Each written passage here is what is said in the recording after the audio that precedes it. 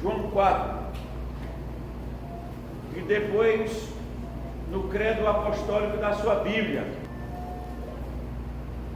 João 4, nós vamos ler os versos 24 e 25. Vamos orar. Pai Santo, nós queremos mais uma vez agradecer o Teu nome pela Tua palavra que é viva e eficaz, pelo Teu Santo Espírito que opera em nós e nos sustenta em fé, esperança e confiança. E agradecemos por estarmos em Tua casa, ó Deus, Te adorando coletivamente em espírito e em verdade. Continua, Deus, sustentando a Tua igreja neste mundo tenebroso e nos alimentando com a Tua palavra, em nome de Jesus. Amém. Amém. A igreja pode sentar, irmãos, que Deus continue nos sustentando e abençoando, como diz Efésios, com toda sorte de bênção espiritual nas regiões celestiais em Cristo. Irmãos, nós temos primeiro a história de João capítulo 4, que a gente encontra lá que Jesus Cristo vai passando em direção a Jerusalém e vai caminhando, e é preciso passar na região de Samaria, e ele se assenta, os apóstolos vão à procura de alimento. Enquanto ele está ali, começa uma conversa muito sadia com uma mulher que ainda não sabia sobre a verdadeira adoração, mas ela tinha noção, da fé de Israel, do Deus de Israel, da história de Israel, tanto que elas dizem, olha, alguns dizem que é aqui que se deve adorar, e outros dizem que é lá, mas nós adoramos, aqui. E aí ela começa a conversa sobre a história toda de Israel, praticamente, fala do pai, Jacó, sobre o poço, sobre a água, quem vai tirar, e Jesus Cristo então se apresenta como aquele que é a água viva, que dá água que a pessoa jamais terá sede. Então logo ela se interessa por essa água que, uma vez tomada, nunca mais terá sede. E aí vai para o campo mais espiritual, e aí ela disse, eu sei que há de vir o Messias. Então ela tinha noção, ela disse, eu sei que um dia virá o Messias, e ele vai nos contar, ou nos instruir sobre toda a história da fé. E aí vem o verso 26, ele disse, eu sou, eu que falo contigo. E aí nós já sabemos o desenrolar da história, mas ele diz também, antes, que é preciso que se adore a Deus em espírito e em verdade. E ele diz que esses adoradores são procurados e encontrados pelo Pai, e aí eles começam a adorar Deus em espírito e em verdade. Só a manifestação em nome de Cristo, ele disse, não é válido. E aí da década de 70, quem nasceu antes de 70, para cá, pode acompanhar a evolução, ou suposta evolução, do cristianismo no Brasil, Nós temos aí um tempo em que surgiu, não vou falar não, por questões que às vezes não interessa, nem se pode mais falar, você está gravando, mas nós temos o surgimento de uma igreja que vem por cura, é baseado em cura, você será curado por determinação de qualquer forma, nada impede a sua cura. Depois surgem outras comunidades que vêm com muita ênfase no demônio, então que demônio, tudo é dele, tudo é ele, todo mal é ele que causa, todas as dificuldades é ele que causa. Depois surge a história de quebra de maldição. Depois também surge agora essa história de que não só o demônio, não só a maldição, não só a cura, tudo pode ser quebrado simplesmente por uma declaração em nome de Cristo. Tudo está resolvido. E baseado nisso, tem muita gente que se considera cristão por causa disso. Mas também não se tem falado muito sobre céu, sobre eternidade, sobre onde você irá, no pós-morte. A ideia é que você vive aqui um movimento cristão, e aí isso é muito forte também em nossos dias, grandes movimentos em torno do suposto cristianismo. Mas vamos pensar sobre o que te faz cristão. Se eu perguntasse para você assim, quais são as suas bases cristãs? Se você morresse daqui a pouco, e chegasse lá no céu, na porta, e Cristo diz que é São Pedro, mas eu creio que é Cristo que você vai encontrar, e Cristo perguntasse: por que você deve entrar aqui? Qual seria a sua resposta? Qual resposta você daria para Cristo se tivesse frente a frente com Ele lá na eternidade e Ele dissesse: por que você deve entrar aqui? Qual seria a resposta? Né? Se for aquela lá de Mateus 7, não vale. Mateus 7, 22, 23. Ele disse: Senhor, primeiro, porque eu ia à igreja, porque eu expeli demônios, porque eu fiz muitos sinais, porque eu profetizei, porque eu preguei. Mas isso não vale, porque eu nunca te conheci. Então, voltando os olhos para o credo apostólico, e isso começa no segundo século, você vai ter os resíduos aí do credo apostólico, que não foi feito pelos 12 apóstolos, mas é baseado na fé pregada pelos apóstolos, e do livro de Atos e dos evangelhos sinóticos. Então nós temos um resumo que era sobre declaração para que você fizesse quando fosse se batizar ou fazer a confissão de fé, servia de instrução para os neófitos, servia de testemunho para o seu dia em que você crer. Então ele começa, o credo apostólico vai ser acrescentado, principalmente esse último parágrafo, mais ou menos do século 700 anos depois de Cristo, é mais madura essa convicção. Lembrando que tinha heresia para todo lado, pressão por todo lado, negação do Cristo como Filho de Deus, como Santo, como Deus. Então havia essa negação. Então tem algumas afirmações que é interessante para os cristãos hoje. A maioria dos cristãos não sabe o que é o credo apostólico, mas na verdade é um resumo do que você crer, e era necessário. E hoje, mais do que nunca, é necessário. Por quê? Porque há uma ideia hoje de um sincretismo muito grande, de que Deus é extremamente amoroso, ninguém irá para o inferno. As pessoas poderão vir para o chamado movimento cristão ou movimento gospel, permanecerem como estão e não irão para o inferno, não precisam nascer de novo, é só vir e declarar e está tudo muito certo, porque Deus é amor. Então em nossos dias há uma ênfase muito grande, como já havia no passado, mas hoje mais do que nunca, porque os nossos dias o cristão vai para uma comunidade, um local de adoração, seja uma igreja, um templo, seja uma quadra, seja um galpão, seja o ar livre. Você vai e aí você supostamente adora, você louva, você passa a ser de uma comunidade, mas não há novo nascimento, não há mudança. Mas você se empolga, você fica emocionado, você chora, você dá aleluia, você dá glória a Deus, você canta, mas permanece como está.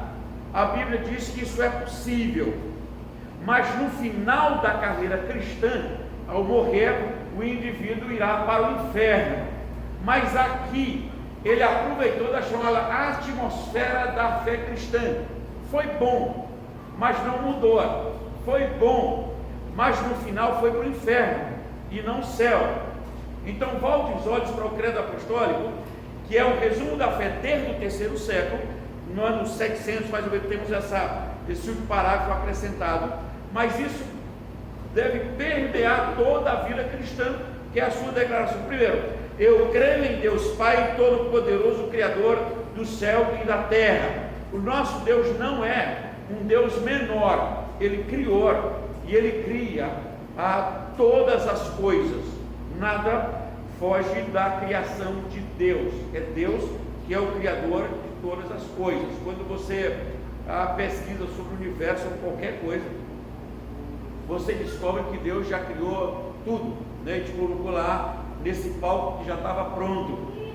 Segundo parágrafo diz assim: creio em Jesus Cristo, mas quem é Ele? É seu único filho, ou unigênito. Ele não é o primogênito de Deus, Ele é o unigênito. Nós somos filhos de Deus por meio de Jesus Cristo. Nesse sentido, que Hebreus e Romanos vai dizer que Ele não se envergonha de ter um chamado de irmãos. Então Cristo é o primogênito de Maria, mais unigênito de Deus, e nós somos filhos adotados em Cristo. E aí isso faz uma grande diferença teológica. Deus só teve um filho, primogênito, unigênito de Deus, primogênito de Maria, e nós somos filhos de Deus, como diz Efésios 2,19, diz que nós somos da família de Deus. Romanos 8, diz que Cristo não se envergonha de nos chamar de irmãos, porque adotados pela ação do seu Santo Espírito e co-herdeiros de Deus em Cristo, co-herdeiro com Cristo.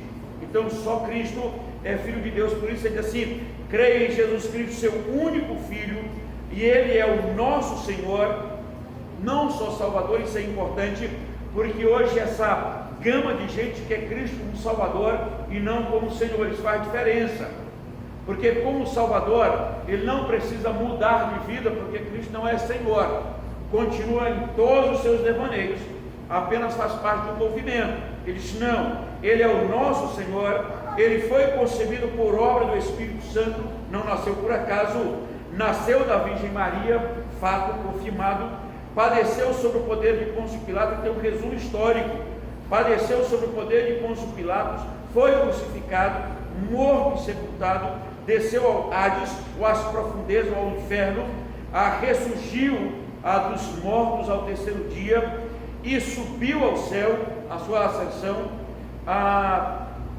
está assentado à direita, à mão direita de Deus Pai Todo-Poderoso, de onde há de vir para julgar os vivos e os mortos. Então, se não tivesse julgamento, nós criamos numa salvação universal, todos seriam salvos.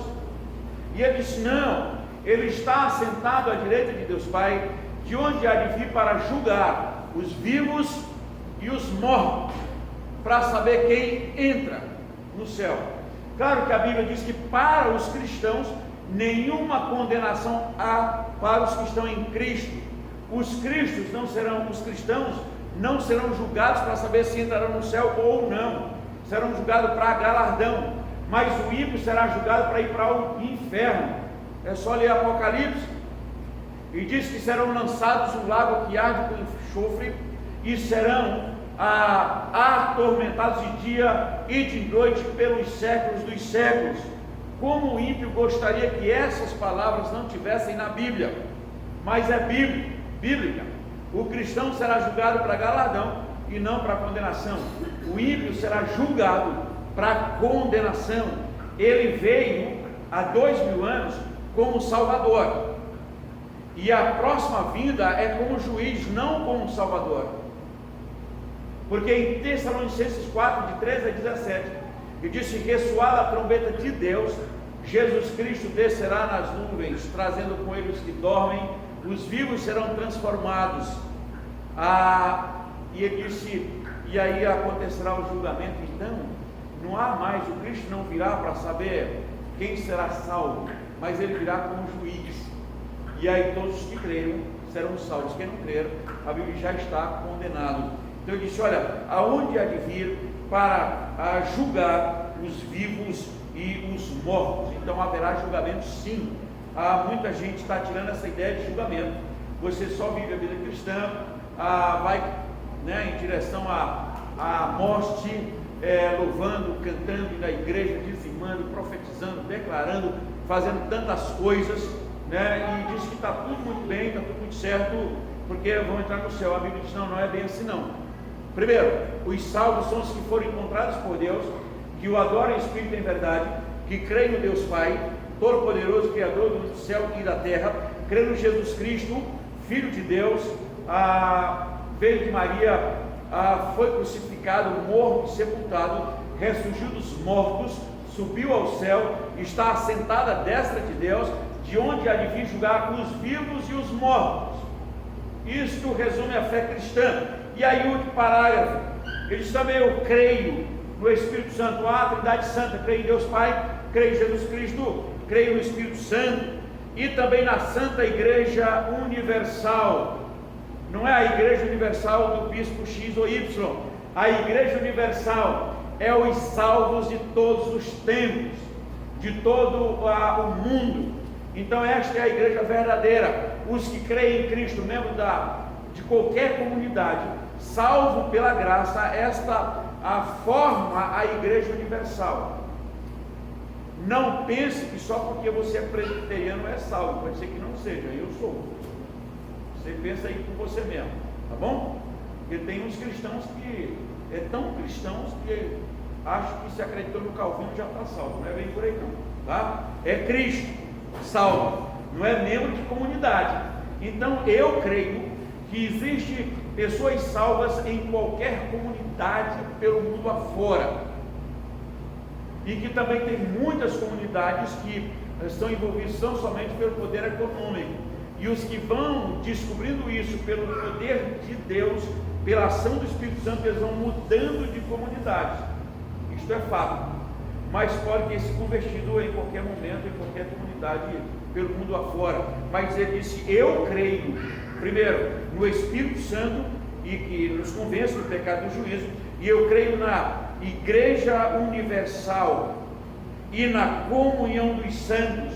Por isso que essa igreja oferece Santa Ceia para membros de qualquer igreja que esteja conosco, e que ele esteja em plena comunhão com a sua igreja no dia da ceia, porque eu creio na comunhão dos santos, são os convertidos de qualquer comunidade que esteja conosco no dia da Santa Ceia. E disse: eu creio na remissão dos pecados, eu creio na ressurreição do corpo, eu creio na vida eterna. Porque alguns acreditavam que não haveria ressurreição de corpo. Não haverá, é só o Espírito. Mas a igreja primitiva, aí o ensino de Cristo sempre crê que eu creio na ressurreição do corpo, na remissão dos pecados e na vida eterna. Por isso que nós viemos adorar o Senhor em espírito e em verdade, coletivamente hoje, porque nós cremos no Deus Pai, cremos no Deus Filho, cremos no Espírito Santo, cremos em toda a história do colégio apostólico.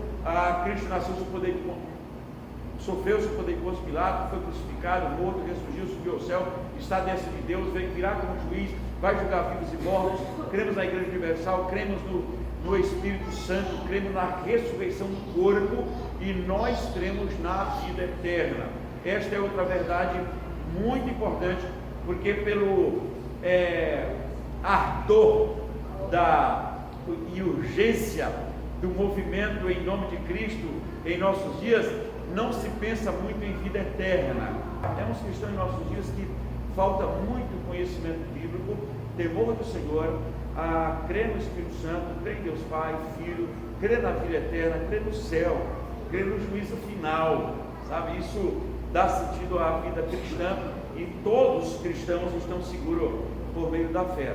João 3,16, que é o verso mais conhecido da Bíblia, ele disse que o Cristo veio para que todo que nele crê não pereça, mas tenha a vida eterna, e quem não crê já está condenado. Que Deus nos abençoe, nos sustente, nos guarde, e que a gente possa exercer essa adoração verdadeira, porque fomos encontrados por Cristo, e que a gente possa continuar crendo sempre no credo apostólico, que é o resumo da nossa fé cristã. Amém. Vamos ficar em pé, vamos orar ao Senhor, depois vamos nos dividir em salas. Pai Santo, nós queremos agradecer porque a Tua palavra é viva e eficaz, e queremos que ela permaneça em nosso coração. Abençoa, Deus, a Tua igreja, e lembramos, ó Deus, da irmã Cira, da irmã Belinha, da irmã Márcia, da irmã Isabel, ó Deus, que estão em tratamento. Que a Tua graça curadora, restauradora, seja com essas irmãs, restaurando-as, ó Deus, em nome de Jesus. E que a Tua bênção, que excede todo entendimento, em nome do Pai, do Filho e do Espírito Santo, seja conosco hoje e sempre. Amém. Amém. Deus